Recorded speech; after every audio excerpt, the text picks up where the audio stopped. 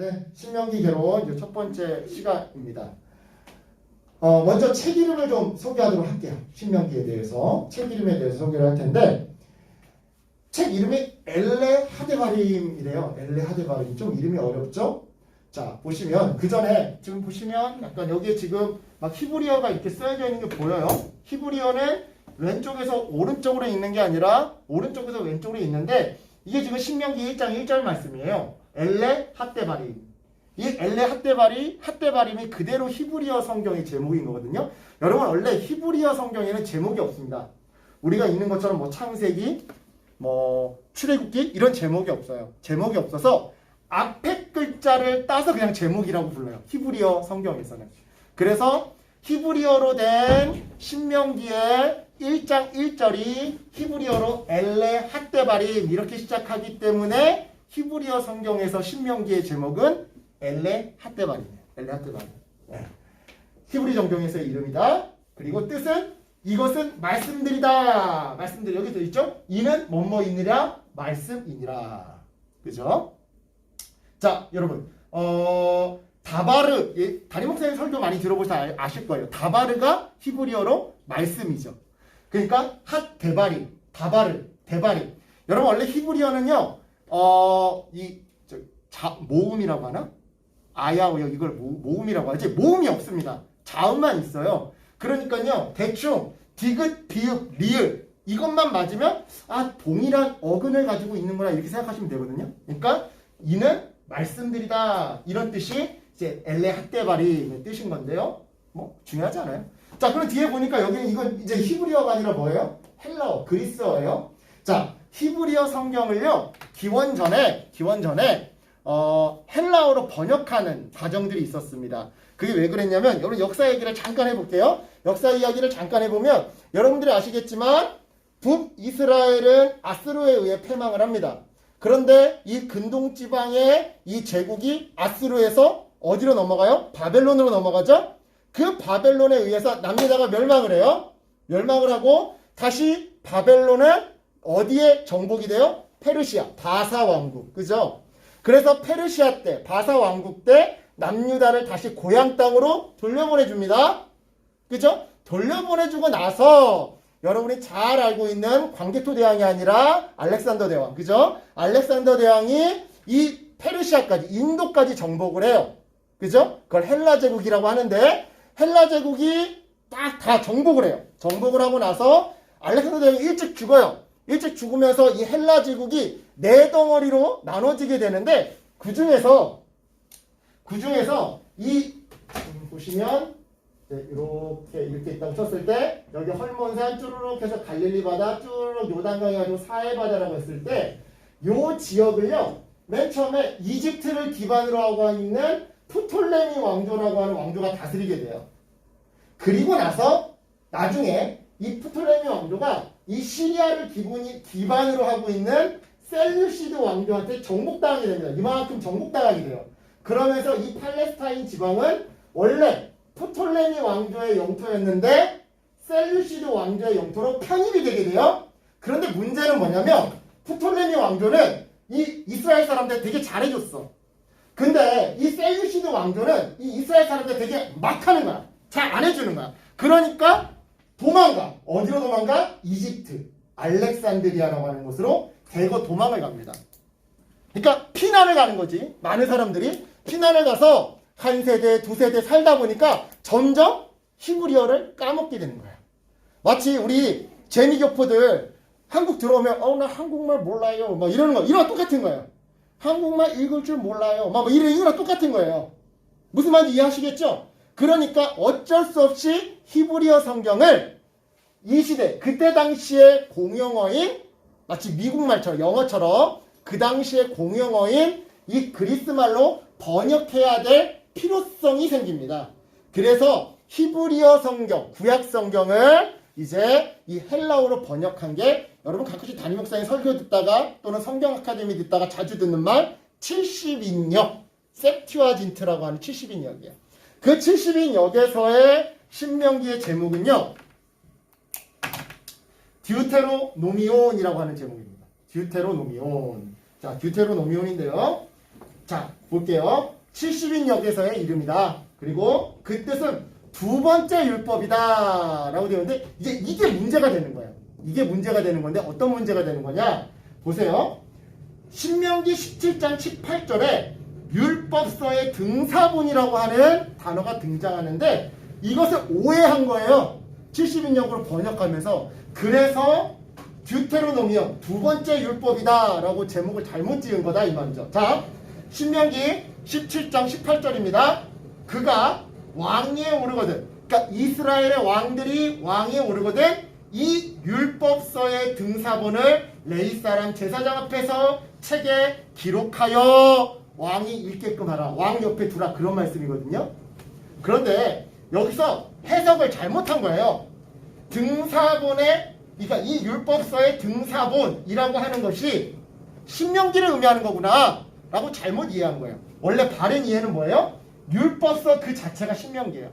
신명기를 한마디로 컨트롤 C 컨트롤 V에서 왕이 항상 보게끔 해라 이런 뜻인 건데, 율법서의 등사본 그 자체가 신명기라고 잘못 해석을 해서 제목을 두 번째 율법이다. 마치 출애굽기, 레위기는 첫 번째 율법이었고 하나님이 뭔가 새롭게 율법을 새롭게 준 것처럼 오해하게 만들었다 이 말이에요. 자, 여러분 관심 없죠? 괜찮아요. 이 중에 관심 있는 사람 한두 명만 있는 거 다 알아요? 괜찮아요. 나중에 피가 되고 살이 될 거예요. 언젠가는. 자, 그렇다고 한다면 오늘날 우리가 읽고 있는 이 한글 성경의 제목은 뭐냐? 신명기예요.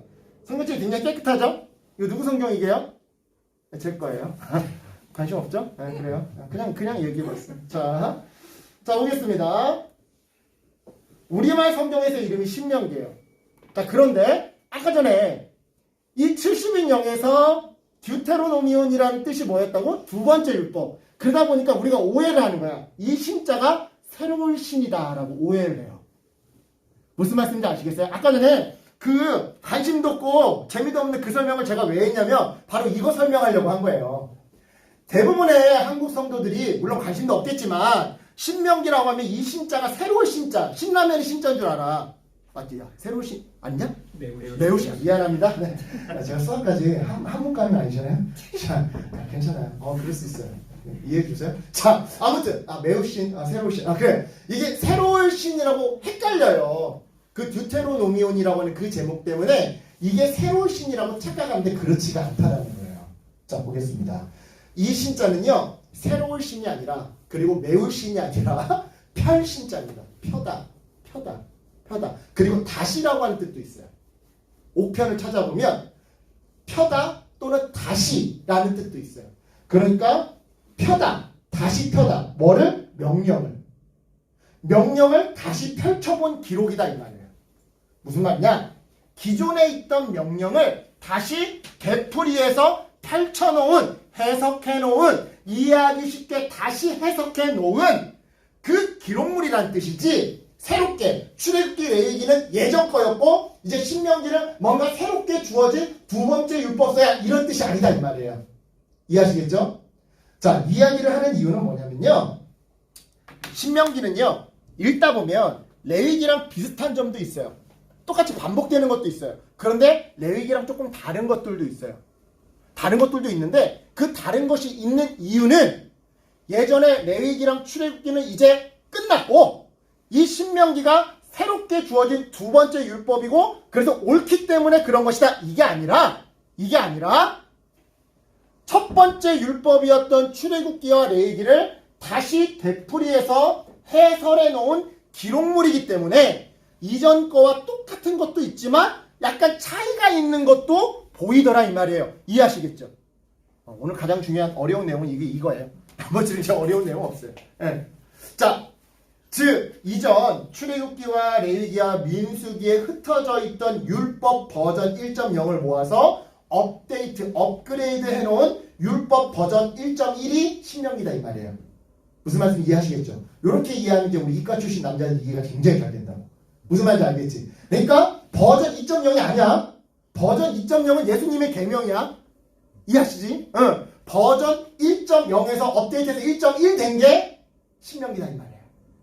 그러니까 여러분 요 신자는 새로운 신도 아니고 매우 신도 아닙니다. 아시겠죠? 다시 해석해놨다. 펼쳐놨다라는 의미예요. 자, 그럼 기록 목적에 대해서 한번 보도록 하겠습니다. 신명기를 도대체 왜 썼느냐? 하나님은 모세를 통해서 왜 신명기를 쓰게 하셨을까? 자, 첫 번째, 복을 받기 전에 복을 유지하는 법을 알려주기 위해서 이것을 기록하게끔 하셨습니다. 자, 볼게요. 내용 보세요. 먼저, 자, 이 신명기가 주어졌을 때, 그때 그 시점이 어떤 시점이었느냐? 약속의 땅 가나안 앞에 이제 서 있는 시점이에요.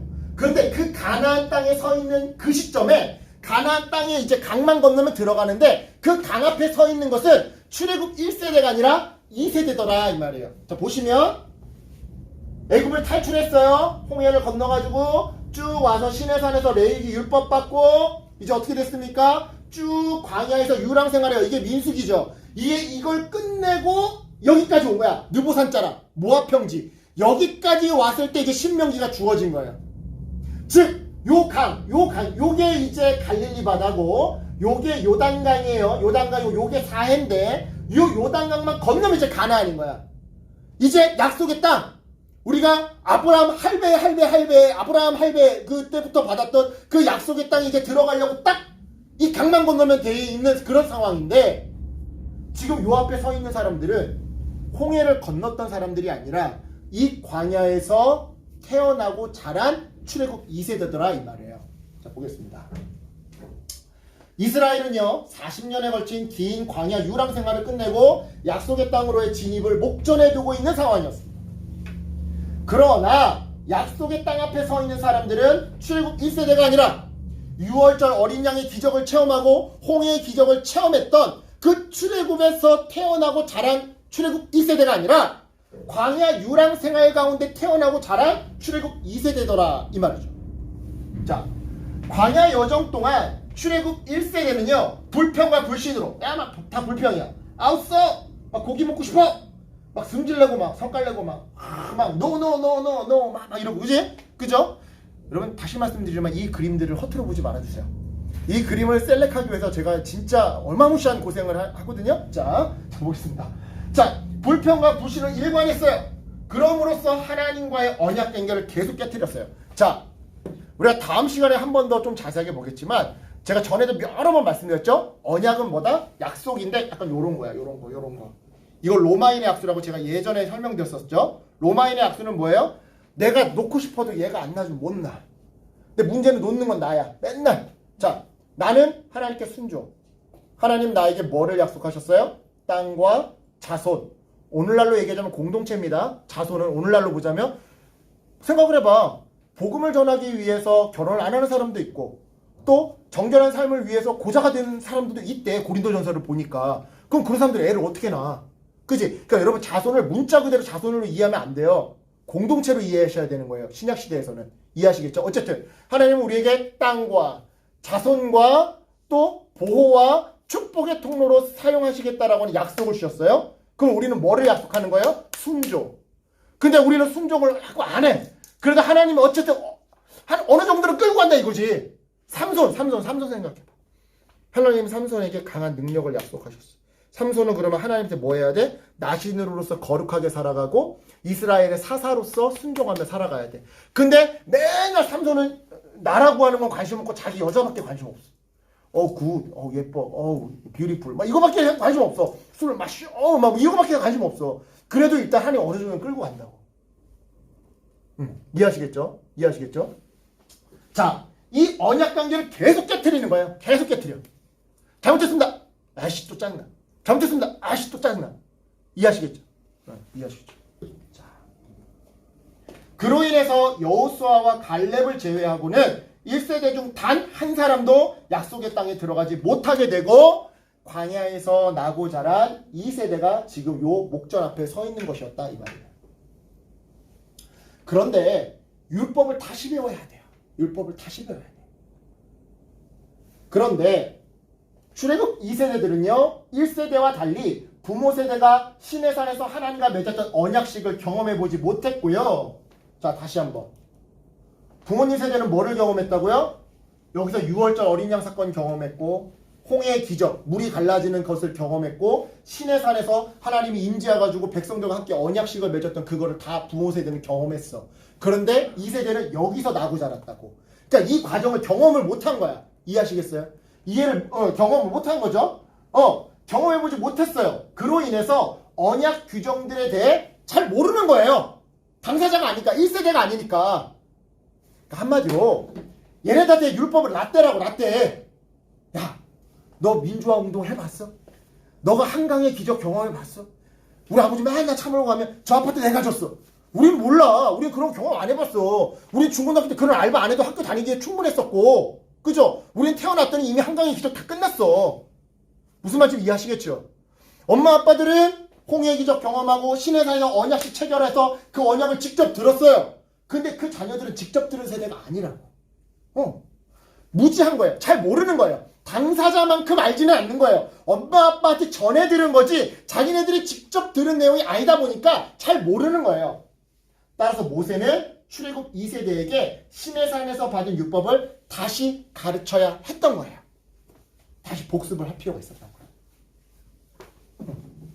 여기 로마인의 학수 나오네요. 스파르타쿠스. 그죠? 왜냐? 율법은 하나님과 맺은 언약 관계를 깨트리지 않고 유지시키는 방법이에요. 순종하는 방법이에요. 순종의 어떤 의미에서 가이드북이에요. 어떻게 하면 순종할 수 있을까? 하나님께 순종하면서 살 수 있을까를 알려주는 일종의 가이드북이단 말이에요. 깨트리지 않고 유지시키는 방법으로서 약속의 땅에 들어가 하나님의 언약이 주는 땅과 공동체를 잘 누리려면 순종을 해야 되는데 이 순종의 가이드북이 뭐라고? 율법이라고. 다시 한번. 자, 이제 내가 가나안에 들어갈 거야. 우리가 이제 가나안에 들어가서 정복전쟁 끝나고 나면 가나안 전쟁은 빡세겠지만 그거 끝나고 나면 땅을 받을 거야. 거기서 결혼도 하고 자녀도 낳고 공동체를 이룰 거야. 내 일가를 이룰 거야. 이제 축복을 받을 일만 남았어. 근데 이게 제대로 하려면 하나님이 약속하신 축복을 이걸 잘 받으려면 난 뭐 해야 돼? 순종해야 돼. 근데 이 순종의 가이드북이 뭐다? 율법. 이해하시겠죠? 그래서 모세는요. 신명기를 통해서 출애굽기부터 민수기까지의 역사와 율법을 반복해서 가르치되 출애굽 2세대가 약속의 땅이라는 새로운 환경, 가나안이라고 하는 새로운 환경, 애굽도 아니고 광야도 아니고 팔레스타인이라고 하는 그 지역이라고 하는 새로운 환경에서 율법을 지킬 수 있도록 해설, 보완, 적용하는 방식으로 전달한 게 신명기예요. 이해하시겠죠? 자, 우리 여기서 소진자매만 이 단어를 이제 이해하실 것 같은데, 그러니까 일종의 신명기는요 가나안 선교지를 위해 주어진 토착화 전략 문서인 거예요. 이게 조금 어려운 단어인데 이거는 설명하지 않을게요. 이거 설명하면 너무 시간이 오래 걸려서. 여하튼 그러니까 이런 거예요. 한마디로 이스라엘 백성 너네들 가나안에 들어가서 땅 정복하고 땅 받고 가족 누릴 거야. 그러면 우리는 이걸 뭘로만 생각해요? 하나님 내게 복 주신대. 근데 하나님이 복 주실 때는 이유가 있어요. 하나님이 뭔가 나에게 선물을 줄 때는 거기에 사명이 같이 따라오는 거예요. 하나님이 여러분한테 은사를 주실 때는 거기에 대한 사명이 같이 따라오는 거라고요. 제가 이 앞에서 이렇게 말 잘하고 쇼맨십이 있는 이런 은사를 받을 때는 내가 성경을 가르치라고 하는 나에게 사명이 주어지는 거라고요. 수학을 잘하는 달란트를 주실 때는 수학을 가르치라는 사명이 같이 오는 거라고요. 이해하시겠어요? 백성들은 그걸 생각을 못해. 일단 복만 생각하는데 하나님이 복을 주신 이유가 있어. 그걸 뭐냐면 가나안 땅을 선교하라는 거야. 가나안 땅에 지금 사람 인신제사를 바치는 우상숭배가 만연해 있고 자연을 너무 황폐화해. 몇 년 농사하고 나면 6년 농사하고 나면 7년째는 땅도 쉬게끔 해주고 동물들도 먹고 자라게끔 해야 되는데 이놈의 농경사회라고 막 그냥 막 부족국가 막 이루려고 막 성공 이루려고 땅을 혹사시켜. 사람을 혹사시켜. 노예를 혹사시켜. 막 자기 자식을 막 신한테 갖다 붙여 피 흘리게 하고 그 땅이 너무 망가져 있으니까 그 땅 너희들 줄게. 대신에 걔네들처럼 그렇게 그 땅을 너희 이웃을 망가뜨리라는 것이 아니라 그 땅을 회복시켜라. 창세 원형으로 회복시켜라. 그 사명이라 이 말이에요.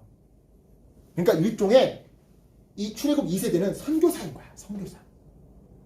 나 지금 가나안 땅 들어가는데 그냥 복받으러 들어가는 게 아니라 선교하러 들어가는 거라고. 그런데 땅이 달라. 예전까지는 광야였다고 한다면 이제 가나안 땅이야. 민족이 달라. 옛날에는 광야에서 미디안 족속하고 싸웠다고 한다면 이젠 가나안에 들어가서 가나안 족속들하고 블레셋 족속들하고 싸워야 돼. 무대가 달라졌고 환경이 달라졌고 문화가 달라졌고 사람이 달라졌어. 그러니까 그 상황 속에서 너네가 어떻게 선교해야 되는지 어떻게 언약 안에 머물러야 하는지를 알려주는 새롭게 재수정된 선교 전략서가 신명기다 이 말이에요. 이해하시겠죠? 이해하시겠죠? 요 정도만 이해해도 돼요. 뭐 토착할 때 깊게 이해할 필요 없어요. 여러분 선교사 될 거 아닙니까? 혹시 뭐 선교사 되고 싶은 사람 있으세요? 아무도 대답 안 하죠. 이런 걸 지금 이런 질문에 아무도 대답을 하지 않죠. 자, 그래요. 자, 그렇습니다. 이런 좀 잠깐 중간 정리를 한번 해볼게요. 그러면 지금까지 배운 거를 여러분 삶에 한번 적용시키면서 한번 중간 정리를 해봅시다. 여러분 축복을 받는 것보다 중요한 것은요, 받은 축복을 유지하는 거예요. 가나안 땅 줄게. 너한테 자손을 줄게. 공동체를 줄게. 땡큐베리 감사. 이것만 중요한 게 아니라 그럼 그 땅을 잘 관리해야 될 거 아니야. 그 가족을 잘 관리해야 될 거 아니야. 가족들이랑 맨날 치고받고 싸울 거야?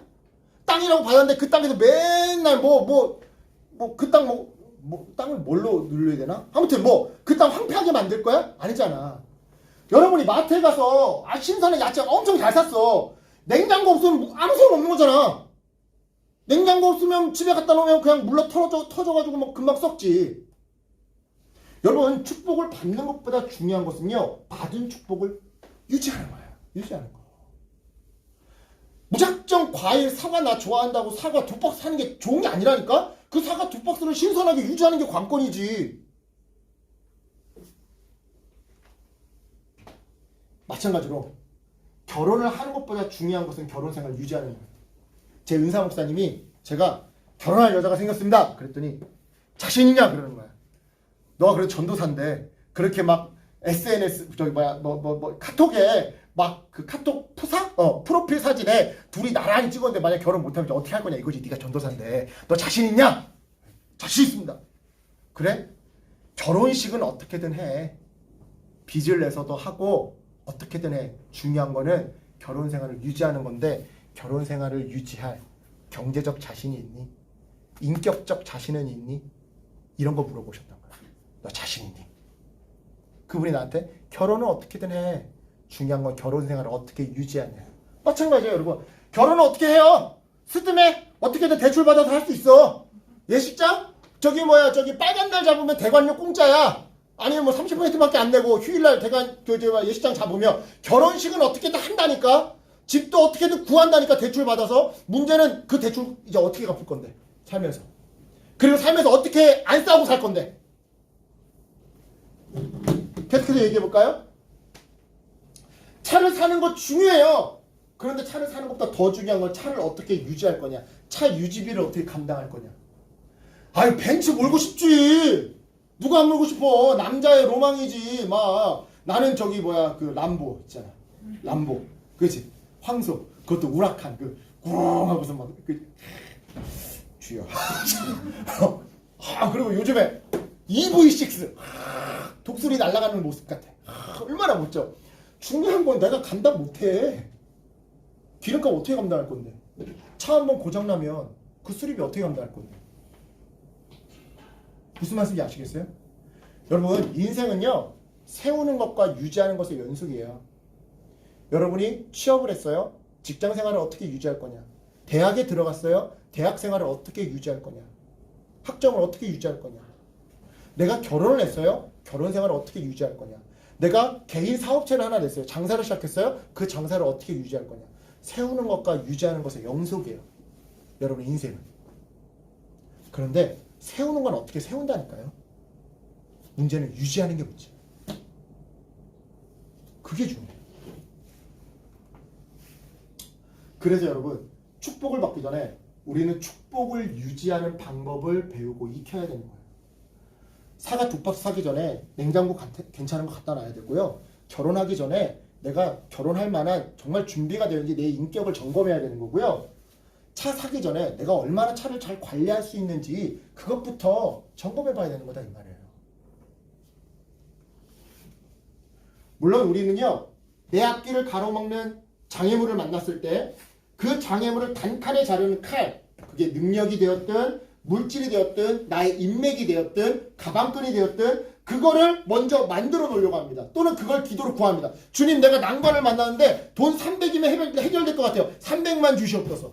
주님, 내가 지금 요 학교 요것만 졸업장만 따면 내 인생이 산판 내려올 것 같은데 요 졸업장만 내게 허락해 주시옵소서. 우리는 내 인생의 장애물을 만나면 그 장애물을 단박에 두 동강 낼 그 능력, 칼을 요구합니다. 그런데 칼집이 없으면요, 시도 때도 없이 칼에 베어요. 여러분 집에 주방도구 세트로 아무리 명품 칼, 독일제 막 그런 거 뭐 사면 뭐해? 칼집이 없으면 그거 꺼내다가 벤다니까. 지나가다가 막 잘못해도 어피 막 이른다니까. 또한 칼을 잘 쓰는 실력이 없으면 그 칼로 나뭇잎도 못 베요. 무 베는 건 둘째치고 호박 써는 건 둘째치고 나뭇잎도 뭐 제대로 못 썬다니까. 더 중요한 거, 절제하는 인품이 없으면, 내 성품이 준비되어 있지 않으면 그 칼로 사람 찌르는 거예요. 이 칼로도 사람 찌를 수 있잖아요. 그죠? 다시, 우리는 칼을 원해요. 그런데 칼집을 달라고는 기도하지 않아요. 칼집을 만들려고 노력하진 않아요. 그 칼 실력을 쌓으려고 하진 않아요. 차를 유지할 그 능력을 만들려고 하진 않아요. 무엇보다 그 차가 사람을 향해 돌진하면 무기가 되는 건데 내 인격을 관리할 생각을 잘 안 해요. 그냥 달라고만 해요. 여러분, 이때 칼집이 어떤 의미에서 말씀과 순종입니다. 즉 축복을 유지하는 방법은요, 말씀에 기록되어 있고요, 이 말씀에 순종하기 위해 내가 수없이 몸부림칠 때 축복을 유지하는 방법을 비로소 습득하게 되더라는 것이죠. 따라서 여러분, 축복을 받고 싶습니까? 그렇다면 먼저 말씀을 배우시고 말씀대로 살아가는 그 몸부림의 연습부터 하세요. 여러분, 몸부림의 연습이 쌓이면 쌓일수록 내 인격이 다져지고 내 실력이 늘어나는 겁니다. 우린 너무 말씀을 소홀히 여겨요. 하나님 말씀대로 살아가는 삶을 소홀히 여기고 대충 살다가 예배도 그냥 뭐 다음 순위 막 이렇게 하고 성경 큐티도 그냥 뭐 다음 순위 이렇게 해놓고 막 그냥 뭐 생각 없이 막 살다가 일상을 막 살다가 그러다가 갑자기 인생에서 갑자기 뭐 암에 걸린다, 뭐 갑자기 뭐 어려운 일이 터진다. 그러면 능력만 구한다니까. 하나님 해결하여 주시옵소서. 내 앞길이 열려지게 하여 주시옵소서. 이것만 구해요. 평상시에 그러기 전에 그런 기도 하지 말라라는 게 아니라 그거 해야 되는데, 그러기 전에 평상시에 여러분이 예배부터 챙기고 정말 예배를 사모하고 그리고 말씀을 붙들고 말씀 한 구절이라도 내 삶으로 녹여내기 위해 몸부림치는 흔적들이 쌓여야 정말 위기의 순간 하나님이 여러분의 기도에 응답하사 능력 주셨을 때 그 능력을 제대로 사용하고 유지시킬 수 있다 이 말이에요. 따라서 여러분, 다시 말씀드립니다. 오늘 원래 기록 목적 2까지 해야 되는데 내가 말이 너무 길어가지고 기록 목적 1만 할게. 그럼 2까지 하면 또 예배 또 길어진다고 또 청년들 혼나니까. 여러분, 따라서 여러분의 인생의 어려운 가운데 기도하세요. 그런데 그 전에 여러분이 예배부터 챙기셨으면 좋겠고요.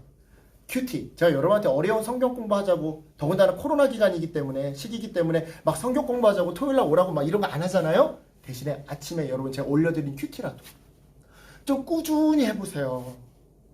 우리 수학하는 사람들은 다 알아요. 여러분, 수학의 가장 지름길은요, 꾸준함이에요. 얼마 전에 다수의 수다에 그 1타 강사들이 나오더라고요. 1타 강사들이 나와가지고 막 얘기하는데 영어 1타 강사가 앉아 있었어요. 그러니까 유희열이 물어봤어요. 영어 잘하는 비법 하나 알려달라고. 그랬더니 딱 하는 말이 다른 거 없어요. 단어 많이 외우면 돼요. 근데 옛날처럼 깜지 쓰고 먹는 그런 암기식 말고요. 문장을 매일마다 엄청 많이 봐야 돼요. 어휘력이 중요해요. 여러분, 수학도 그렇고요. 영어도 그렇고요. 쌓여야 되는 거예요. 여러분 평상시에 쌓아놓지 않고서 어려운 일이 닥쳤다고 하나님 내게 능력 주시오. 이거 너무 여러분 배짱이 심보 아니에요? 여러분 이거 너무 똥배짱이잖아요. 그죠?